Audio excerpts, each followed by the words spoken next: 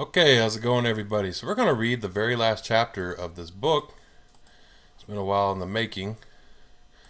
This is The First European Revolution, 1776 through 1815, by Norman Hampson, written in 1959. So, we're going to read chapter 5, which is the last chapter. I believe it's the last chapter. It's The Victory of Reaction. Make sure it's the last chapter.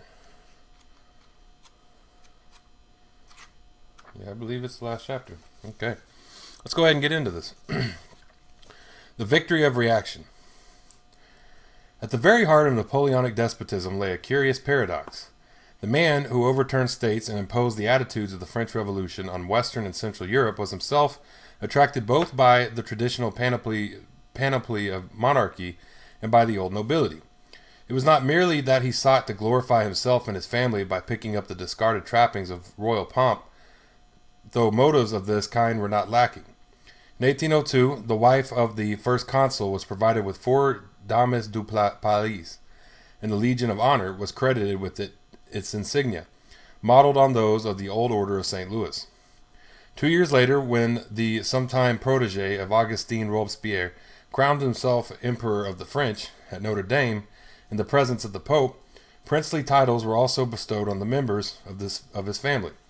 In 1808, he created an imperial nobility with the hierarchy of hereditary ranks and the right to create majorats, or entailed estates, a privileged exception to the egalitarianism of the code.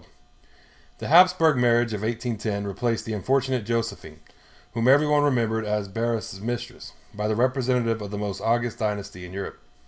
All this was perhaps no more than the self-indulgence of a parvenu, for Napoleon despised, or affected to despise men whose service could be cheaply bought for titles and ribbons. More serious was his deliberate cultivation of the old nobility, which became more and more pronounced as his authority became more secure. In 1799, he had to conciliate the revolutionaries at all costs. Increasingly, however, he chose his agents from the men of the ancient regime. To some extent, this was perhaps because their higher social polish threw more reflected glory on the emperor. Napoleon himself said, quote, "I have always taken pains to restore to the families of the nobility their former position, of high respect and splendor. I created princes and dukes, gave them fortunes and possessions, but on account of their humble origin, I could not make noblemen of them. In order to make things easier, I tried as much as possible to connect them by marriage with the old families." End quote. This policy operated at all levels. In the Hautes Pyrenees, for example, the first prefect was an ex-priest, and the second an ex-Girondin. But from 1813 onwards, the department was administered by the son of a President à Mortier of the former Parliament of Aix, who had himself fought against the revolution in Condé's army. Balzac, with his usual laconic precision, noted the same attitude at a humbler municipal level. Quote, "Napoleon disliked republicans. He replaced M. Granit, who was said to have once worn the red cap of liberty, by a substantial landowner, un homme à particulier, a future baron of the empire." End quote. This process was not confined to France. Most of the cadets at the officer training school in the Kingdom of Italy were noble, as were most of the members of Jerome's Council of State in Westphalia.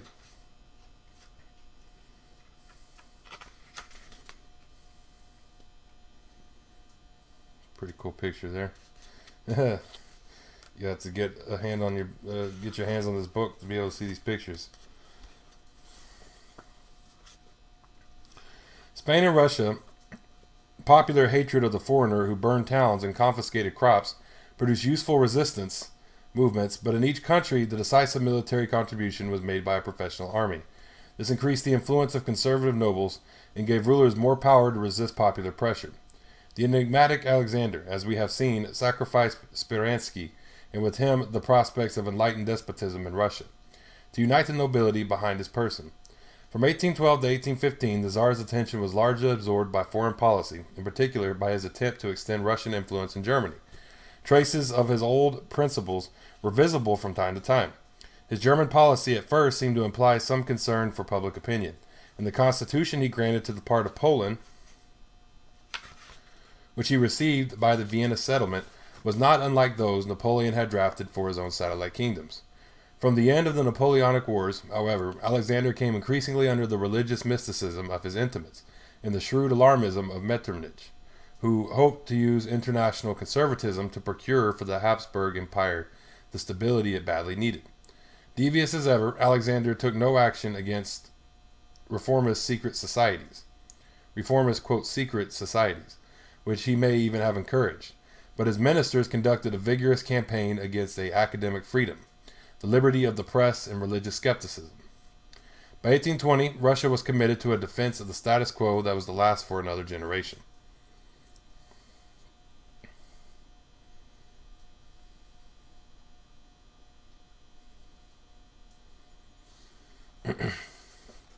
In Germany, the situation was confused by the interaction of several forces. It was not possible at the time to distinguish clearly between the possible options, and the reasons for much of what was done are likely to remain obscure and controversial. In Prussia, men like Scharnhorst and Gneisenau had seen the reform of the state as the means of its liberation. It seemed, however, as though two objectives were mutually exclusive. The reformers were not strong enough to overcome aristocratic opposition except under the shadow of French imperial power. The War of Liberation attracted some support, not merely from exasperated peasants and artisans, but also from students and intellectuals. Nevertheless, most of the fighting was done by regular troops under their junker officers. The reform program of Stein and Hardenberg was only half completed, and what had been achieved by 1813 was whittled down when the crisis was over and the conservatives strengthened their hold over a ruler who had always suspected that reform was likely to endanger the royal prerogative.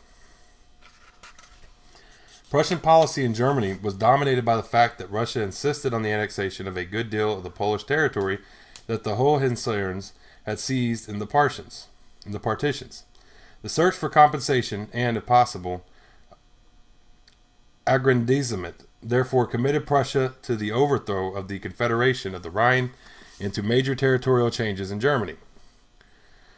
Stein, who returned to Germany in the entourage of Alexander, had his own plans for stripping the French satellites of the land that Napoleon had given them, and restoring some kind of a reformed Reich. For a time, Alexander himself seemed to concur. The Russo-Prussian alliance, the ambitions of Stein, and the particular interest of each of the two powers all pointed in the direction of revolutionary changes in the political map of Germany, notably the annexation of Saxony by Prussia.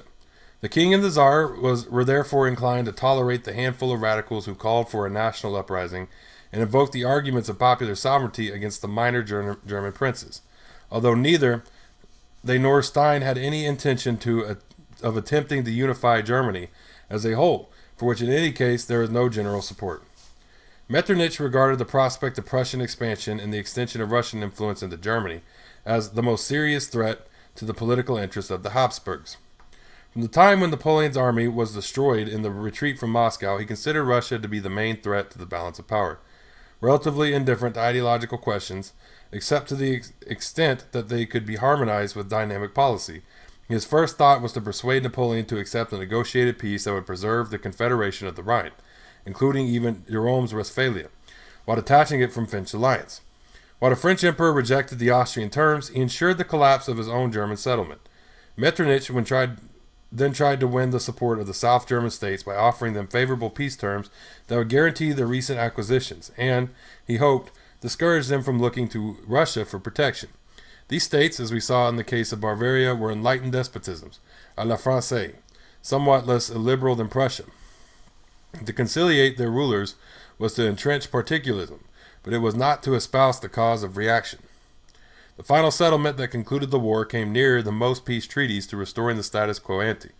The restoration of Louis XVIII meant that France emerged without any loss of territory. Changes elsewhere did not affect and were in fact specifically designed to prevent any material change in the balance of power.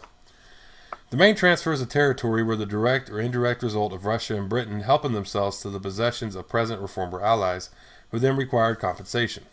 Russia took Prussian, Poland, and Finland, Britain Ceylon, and the Cape of Good Hope from the Netherlands, together with the Ionian Islands, which had formerly belonged to Venice. Prussia was compensated by the part of Saxony and gains on the Rhine. Sweden, in return for the cession of Finland, took Norway from Denmark. The King of Holland was allowed to incorporate the former Austrian Netherlands into the enlarged realm. The Habsburgs, who were not sorry to be rid of the Austrian Netherlands, were unable to claim the compensation they would have liked to in South Germany, for reasons explained above, and took Venetia instead. The rest was largely a matter of restoring the old rulers. Legitimacy was less a principle than a convenience and an afterthought. It was not allowed to interfere in the aims of the great powers, but through a mantle of respectability, and it was hoped of stability over what was done elsewhere. The future of Germany and Italy posed complicated problems. The preservation of the Napoleonic states of South Germany disposed of any plans for a restoration of the Holy Roman Empire, and the Habsburgs were not so anxious to resume the imperial title. A confederation of 39 states replaced the old empire. Metternich apparently intended this to be knit together by a reasonably strong constitution, but South German particularism obliged him to leave the constituent members a good deal of autonomy.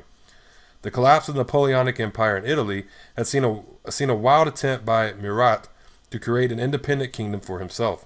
His incompetent diplomacy and the lack of Italian support turned his march northwards from Naples into a fiasco. The way was then clear for the restoration of the Bourbons in the south and the Pope in central Italy.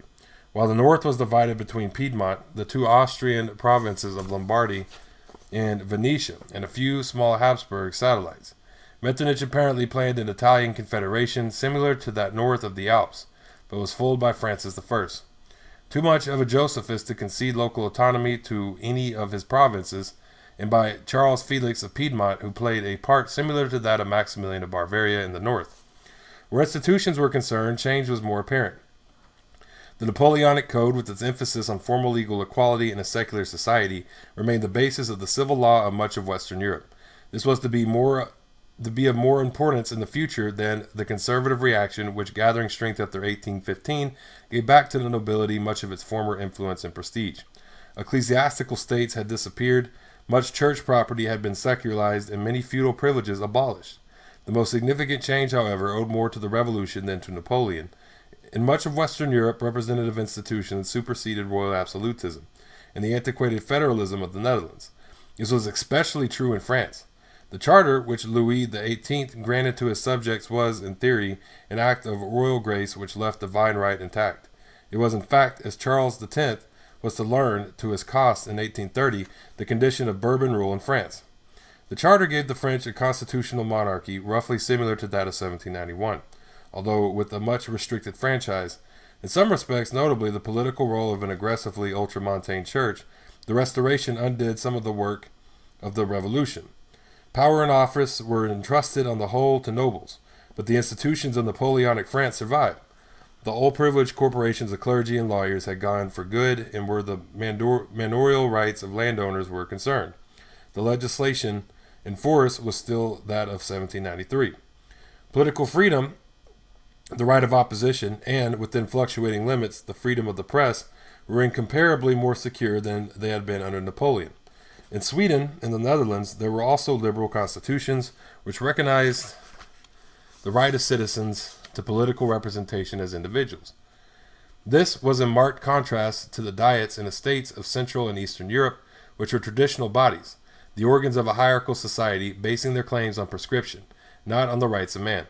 Even in Spain, where Ferdinand VII tried to restore rigorous absolutism, a revolution in 1820 began a long period of political instability, during which constitutional government of a kind was at least nominally practiced for most of the time. Buttressed by Britain and accessible to British sea power, Western Europe was to remain politically different from the three autocracies for the rest of the century. British sea power was also responsible for preventing Spain from recovering her South American colonies. When these revolted in the 1820s, and in this way were emerged a kind of Atlantic society, divided on many issues, but committed to the principle of constitutional government, and on the whole able to resolve its differences without major war. In one way or another, the situation was a consequence of the American and French revolutions. The introduction of more rational institutions, and in particular of representative government into much of Western Europe, is not the only reason for treating the period as a decisive turning point in European history.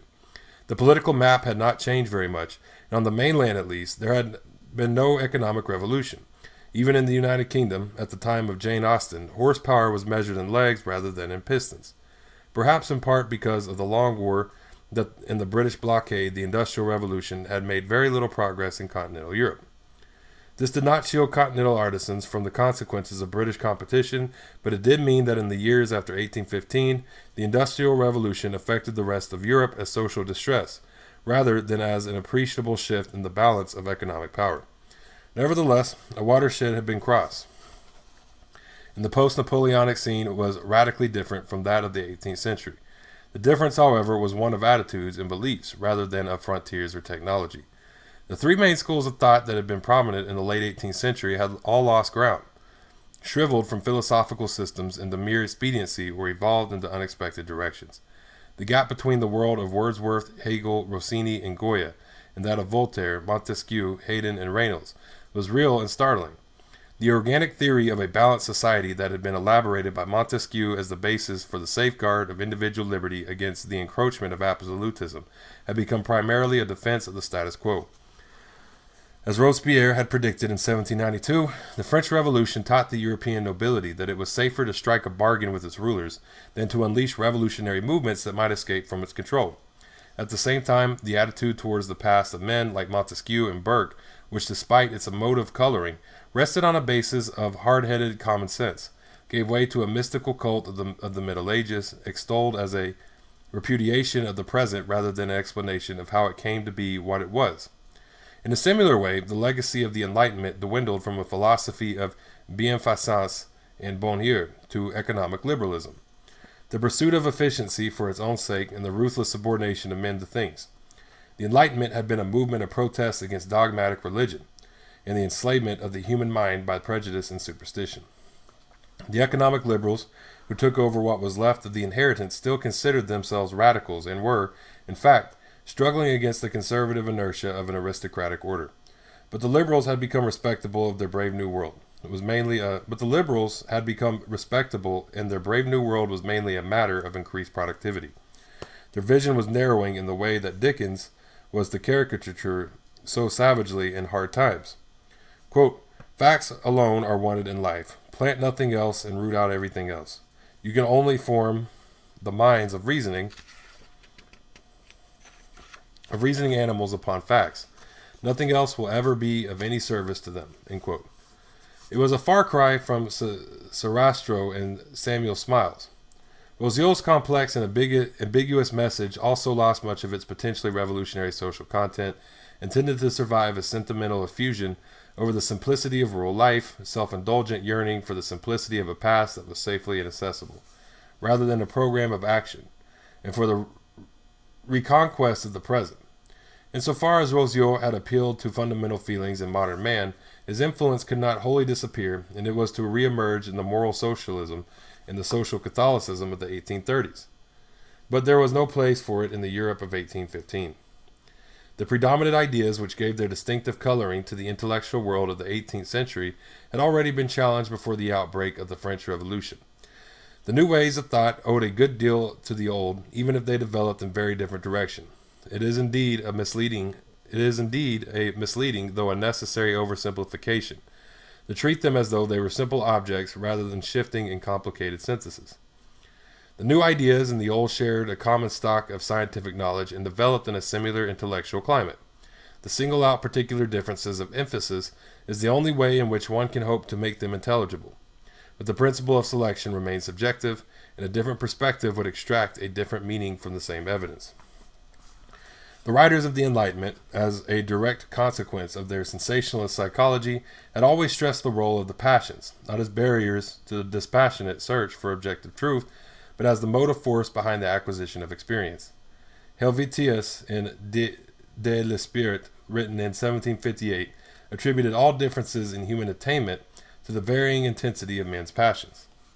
At the peak of humanity stood the genius, so far transcending the mediocrity of the majority as to have emancipated himself from the constant of everyday morality, at the price of having to endure the scorn of the ignorant.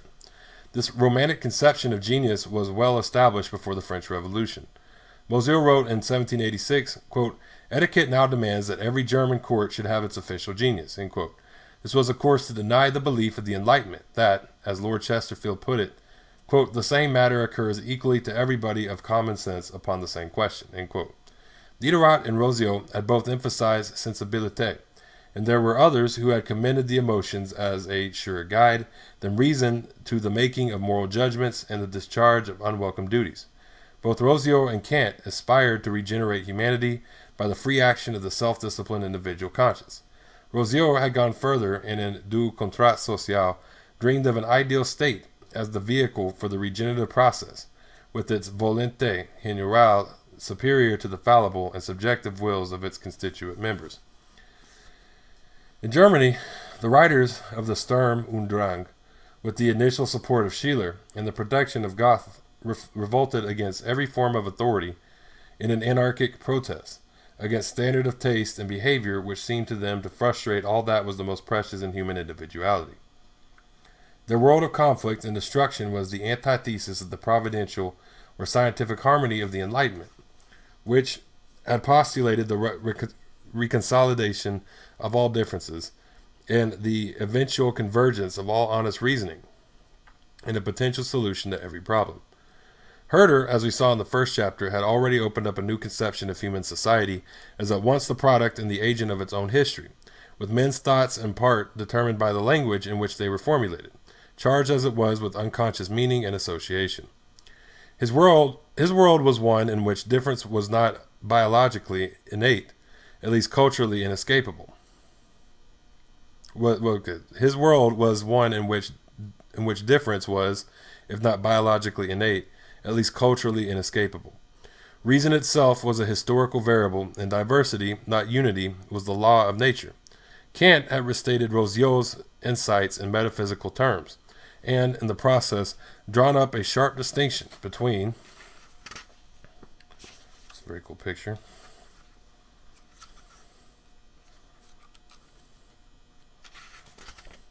between inner or noumenal knowledge and the external world of phenomena. In Germany in particular,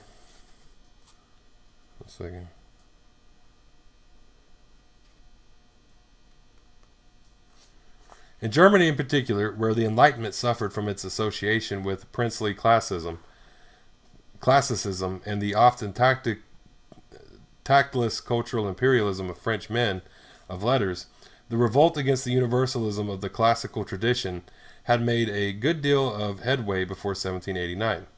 When the Nibelungenlied was rediscovered in 1782, it was promptly acclaimed as a national Iliad.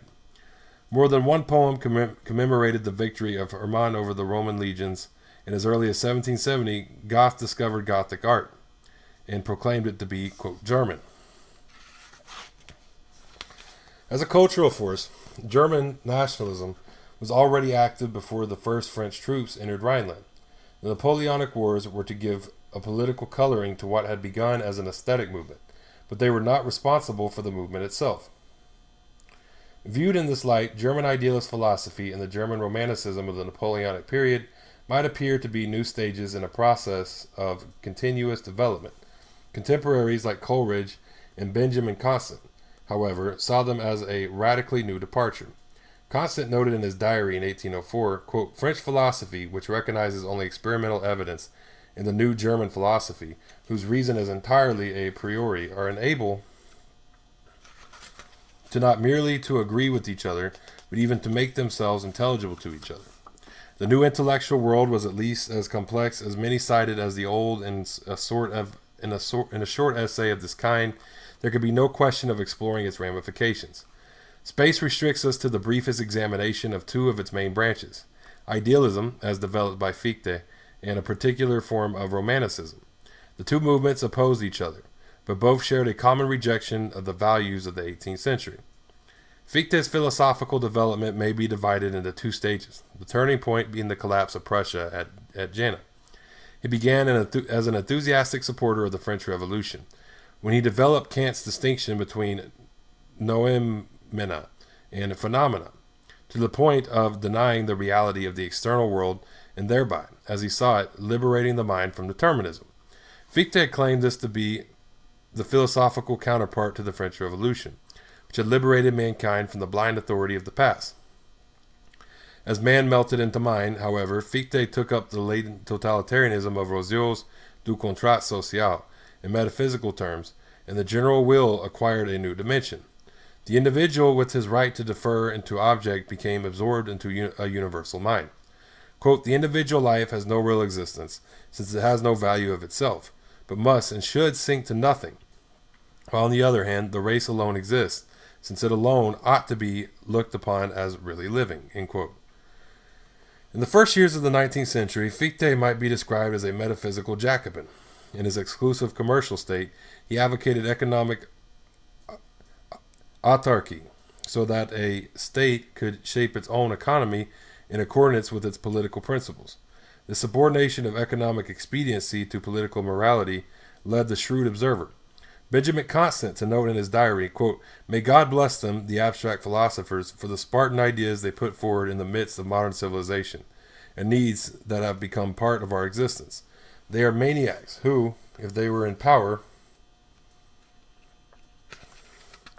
would give us Robespierre all over again, with the best intentions in the world, end quote. Since the universal mind developed in a logical way, Fichte claimed in a series of lectures given in Berlin in 1804-05 that the essential shape of world history could be discovered. Humanity passed through various phases, of which the Enlightenment had been the third, that of man's liberation from external authority, and, quote, reason as instinct, end quote. This had degenerated into mere hedonistic anarchy, and the stage was set for the fourth phase, when reason would become a science, and the, quote, individual forget himself in the race, end quote.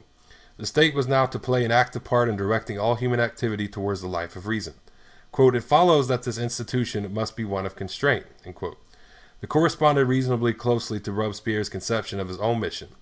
Both he and Fichte thought in universal terms, and the latter's, quote, state was no particular political unit, but the, quote, Christian European universal monarchy, end quote.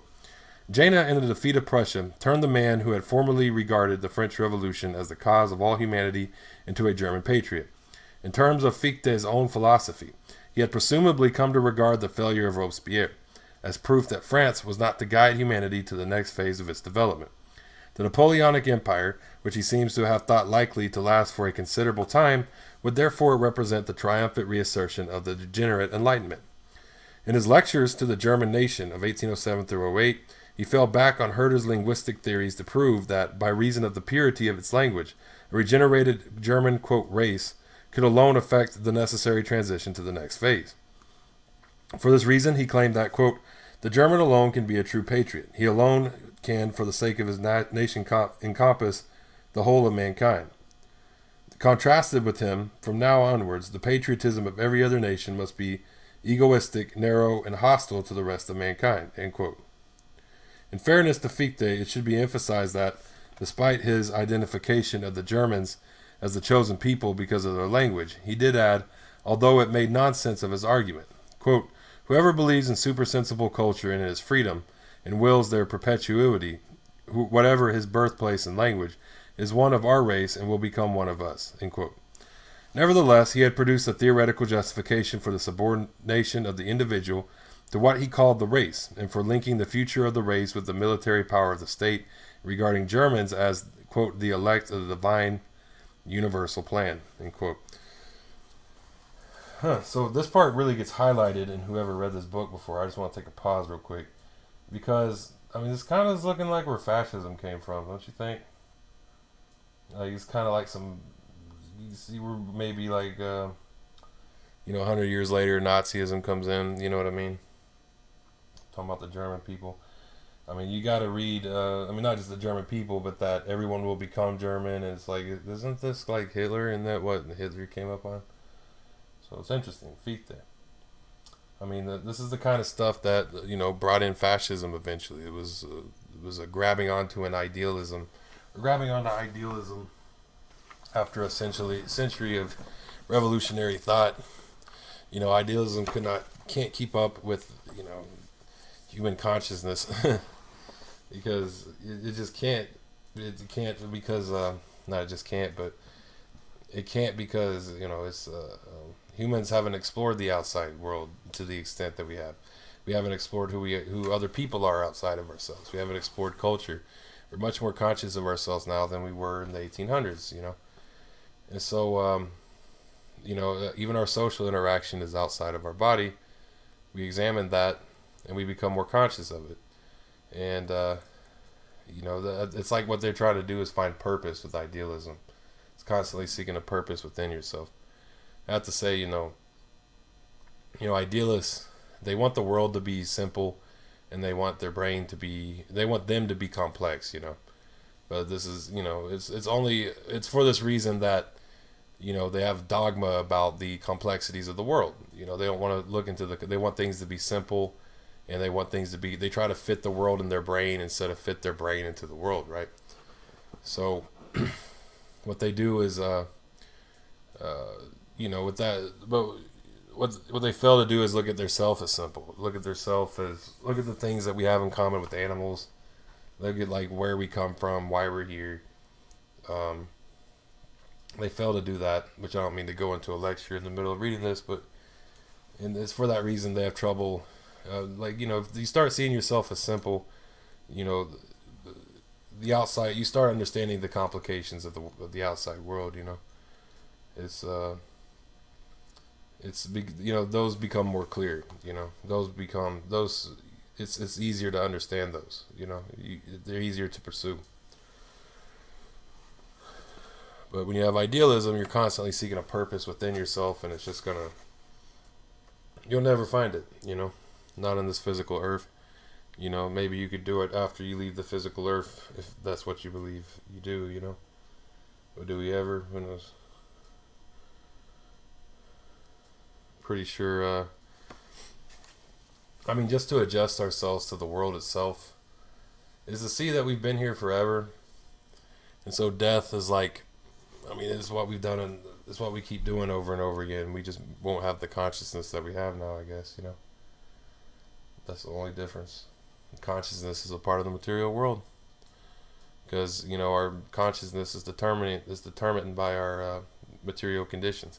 We wouldn't have understood what the internet was in the 1800s or what airplanes were in the 1700s. We wouldn't have, most people wouldn't have any concept of what those things were. Because, our material conditions wouldn't have allowed us that, Anyway, I'm going to get back to this.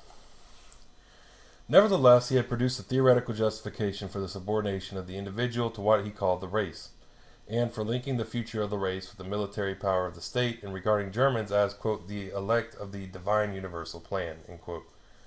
National rights, from his point of view, were based neither on treaty nor on the self-determination of peoples, but on the affirmation of the historical destiny of what was on the fringe of becoming the master race.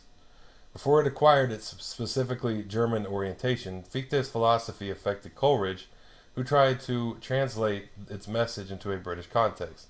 In 1805, he declared his spiritual allegiance in terms which eliminated most all his contemporaries apart from his friend Wordsworth. Quote, let England be Sir Philip Sidney, Shakespeare, Milton, Bacon, Harrington, Swift, Wordsworth, and never let the names of Darwin, Erasmus, grandfather of Charles Darwin, and himself a biologist, Johnson, Hume, fur it over. If these two must be England, let them be another England, or rather let the first be Old England and the spiritual Platonic Old England, and the second, with Locke at the head of the philosophers and Pope of the poets, together with the long list of Priestleys, Paleys, Haleys, Darwins, Mr. Pitts, Dundases, etc., be the representatives of commercial Great Britain. After dividing German and Italian writers, end quote. After dividing German and Italian writers into sheep and goats with similar dispatch, Coleridge discovered, as transcendental philosophers were inclined to do, that there was a happy coincidence between absolute reason and immediate political convenience. France is my Babylon, the mother of whoredoms and morality, philosophy and taste, end quote. Both Coleridge...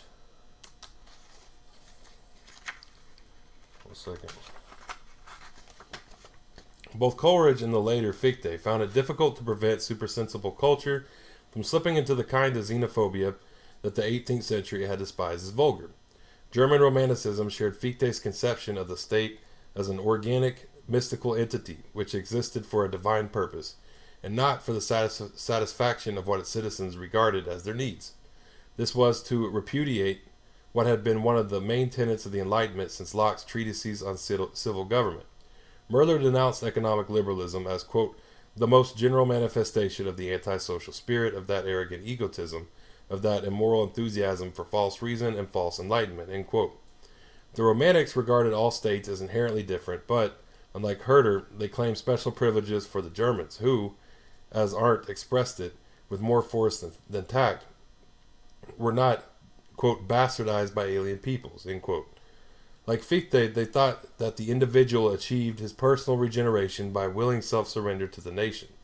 For them, however, this meant the German nation as it existed, not some ideal creation of the future. Quote, I am egotistic, end quote, said Arndt. Quote, and sinful like other men, but in this exalted human feeling I am immediately free from all sins. I am no longer a sinful and suffering man. I am one with the Volk and with God, end quote. Where the German Romantics differed from Fichte was in situating their ideal society not in the future but in the Middle Ages. This was no doubt a response to both religious and political needs. Opponents of the French Revolution were inclined to regard it as the final catastrophic manifestation of an impious confidence in unaided human reason that went back to the Reformation. Religious belief became a cultural necessity rather than a question of dogma, or the defense of the social order. In this way, the Enlightenment's attack on the historical validity of the claims of revealed religions was not so much refuted as outflanked.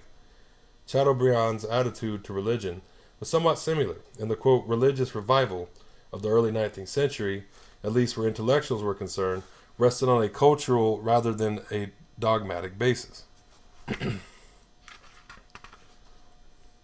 Among its other misdeeds, from the viewpoint of the Schlegels and their friends, the Reformation had destroyed the unity of Germany and finally put an end to the most glorious period of German history.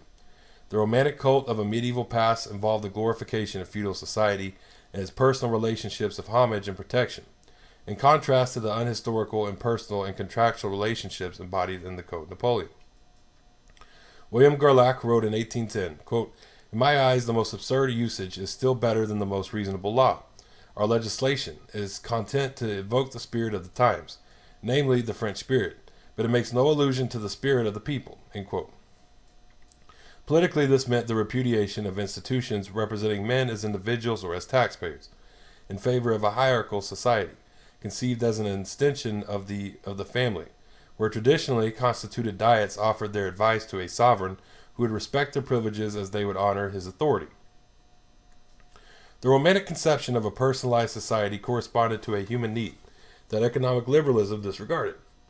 The Romanticism approach to the past is something essentially different from the present. To be studied on its own terms was a fruitful stimulus to history, literature, and the arts in general. Romanticism was a liberating force in poetry, but when applied to politics, it did not work. It was all very well to sing the praises of a traditional agrarian society, to see in the three-field system, as von Schertz did, a symbol of the Trinity. When it came to proposing action, the Romantics had nothing to offer. Leopold Gerlach's claim that, quote, liberty rests solely on the love of a people for its government, end quote, meant blind obedience, if it meant anything at all. And of course, Gerlach had no hesitation in attacking governments of which he disapproved. Arndt might lament the good old days. Quote, in my childhood, God and the angels moved about the homes of men and the cradles of children. Spirits wandered, and legends of old times sounded sweet in the evening. Old songs were sung, and in the spring and autumn fields heaths resounded with joyful cries. All that is dead. Even common people speak of it as childish nonsense and superstition, and have become sophisticated and shallow like the upper classes. End quote. When an English observer made a similar comment about his own society, to the effect that Tom Jones and Roderick Random had displaced the telling of stories of witches, ghosts, and hobgoblins, etc., he took it for a sign of progress.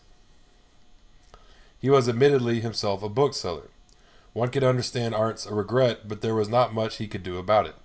Madame de Staël exposed the futility of such political nostalgia, with penetrating good sense and prophetic insight. Quote, if you deny talent, any incentive, love of money will take its place. You will not rebuild the old castles. You will not revive the princesses who spun warriors' garments with their own hands. But you will have corruption, an unintelligent corruption at that, which is the lowest level to which the human mind can descend. End quote. Moreover, the past that appeared so picturesque in retrospect had not seemed particularly idyllic to those who had to live in it, and the romantic imagination was no more historically accurate when the Enlightenment's sweeping dismissal of, quote, centuries of monkish dullness, end quote. The Viennese romantics had their fling in 1809, when an Austrian victory might conceivably have restored something vaguely reminiscent of their conception of the true Reich. When this failed to attract any effective German support, the defeat of the Habsburgs and their subsequent change of policy deprived the Romantics of any hope of political influence. The case of Görres, the editor of Rheinischer Merkur, offered an ironical comment on their lack of political realism. Görres, in the name of historical rights, demanded the incorporation of Alsace into Germany, although he admitted that the people concerned wished to remain French. When the Rhineland passed into Prussian hands, he soon had to flee from the Prussian censorship to Strasbourg.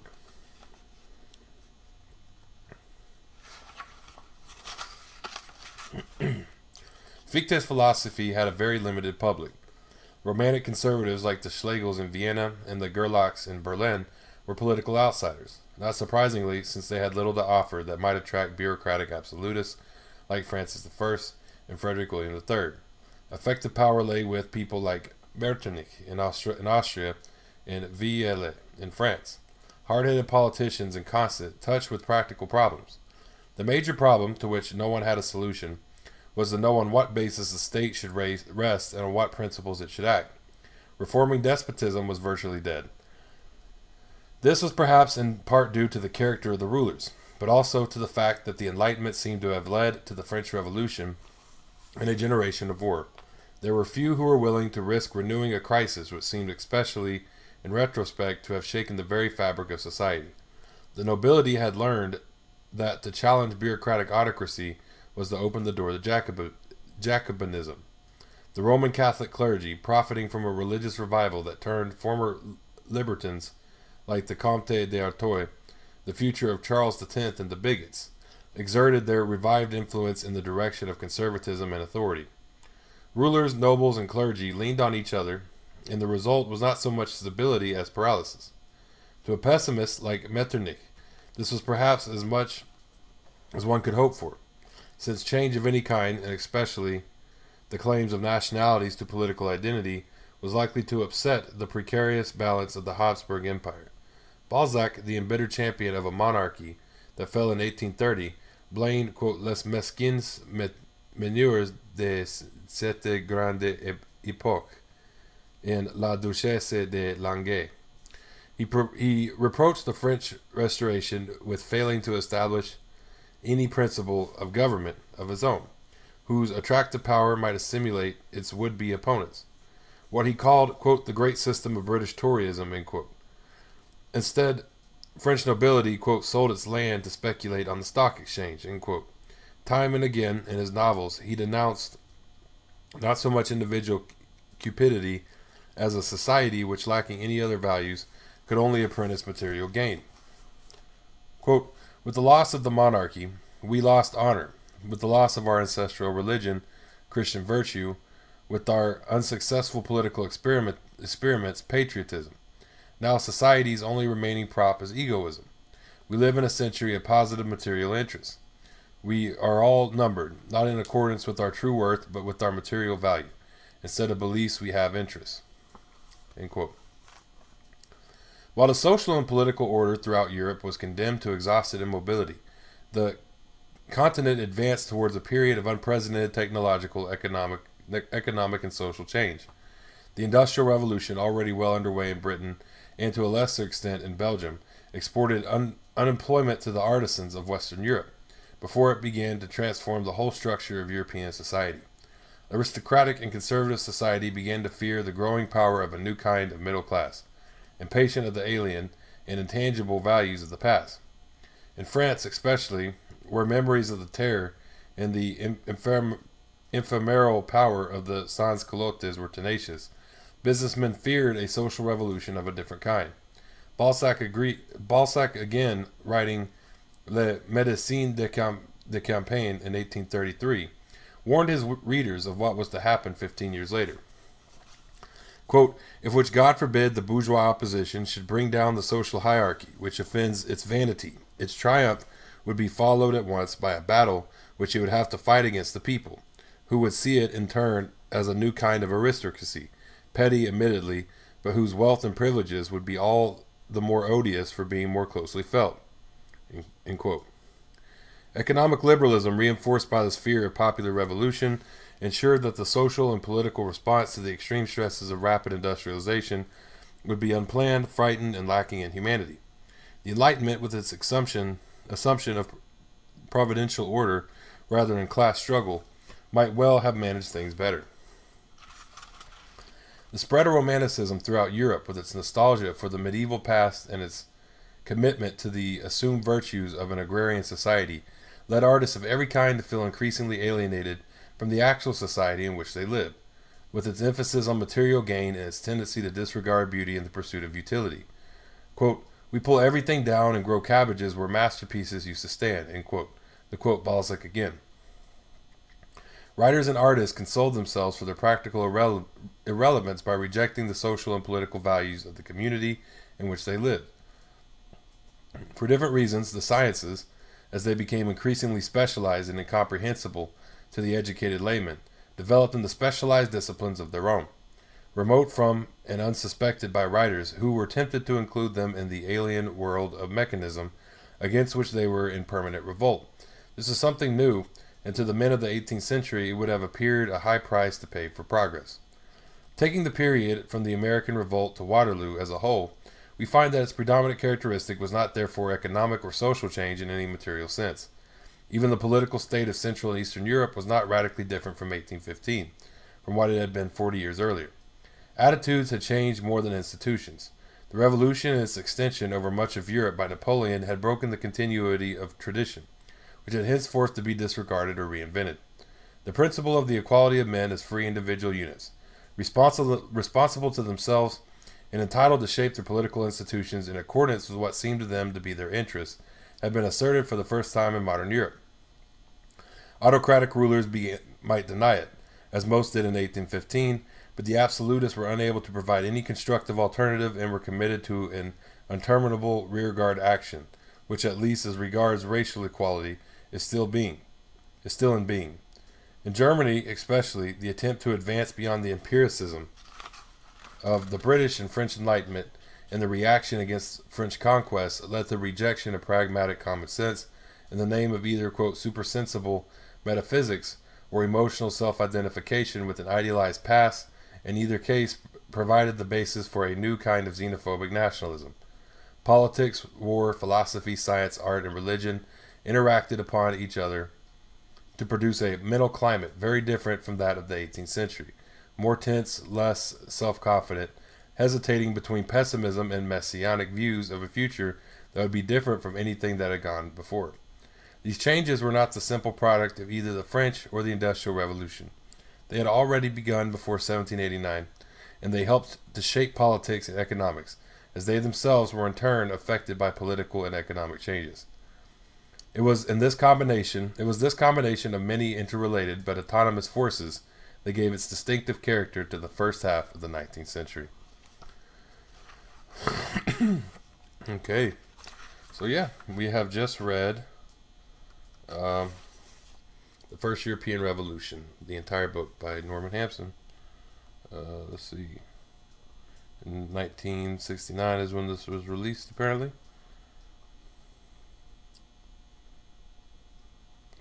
The Enlightenment, Contemporary Sources, Burke, Chastelot, Condillac, Condorcet, Diderot, Goethe, Helvetius, Herder, D'Holbach, Hume, Kant, Lemaitre, Maupertuis, Montesquieu, Rousseau, Adam Smith, Voltaire, and then secondary works was F.M. Barnard, J.P. Bellin, E. Cassere, P. Gay, G. Guarnhino, P. Hazard, R. Mousy, D. Mornett, R. Mortier, R. Palmer, R. Shackleton, J. Talman, D.W. Smith, R. Gregor Smith, J. Van den Heuvel, C. Verker. So, yeah, I mean, there's quite a few sources here. I might even read off the sources at some point, huh? So, yeah. Well, I really enjoyed reading this book with y'all. Thank y'all for tuning in. You know, yeah, this was the first European Revolution. Learned a lot from it. I like these historical books like this. You know, they're just recording a collection of history put together. And just to be presented and read and understood that you wouldn't understand otherwise. So yeah, well, thank y'all for tuning in. Facebook, Twitter, YouTube, TikTok, Tumblr, Medium. All of these are Marxist Law. Hit me up there. Y'all have a great day. And that'll go.